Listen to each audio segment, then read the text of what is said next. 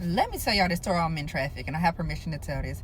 So somebody I know just called me and said, they asked me, they said, am I wrong? I said, why? They said, because I just got into it with said person.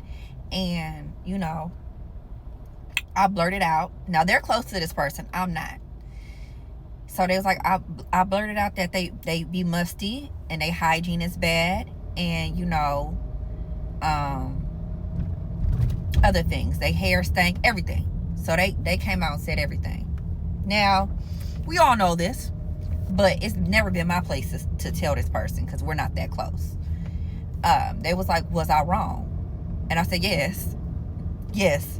I said, you was wrong because y'all got into an argument about what? They told me what the argument was about. I said, that had nothing to do with them being funky. You were supposed to then pull them to the side and tell them that they hygiene was not up to par. But you waited until you got mad and didn't stay on theme with the argument. Well, they said XYZ. Okay, yeah, I get that, you know, they go low, I go to hell. But you didn't stay on theme. I be going to hell too, but I stay on theme. I can eat your ass up on theme. You didn't stay on theme. You blurted out something that needed to be talked about in a serious manner, but you waited till you got mad to say it. So I just say, they understood where I was coming from. So I just say all that to say, if you are going to confront somebody about something that needs to be said, you have to come from a loving place. You can't wait until you mad and then tell them that they funky and musty and they hygiene ain't up to par because you're angry.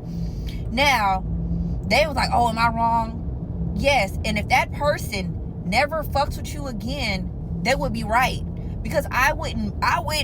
Like, this the thing. That going to hell stuff be cool until it's something out of pocket. Like, we still got to have a little bit of standards for people that we actually care about and love. You know what I mean? So, I just say that to say, don't wait till you're angry at somebody to tell somebody how you really feel.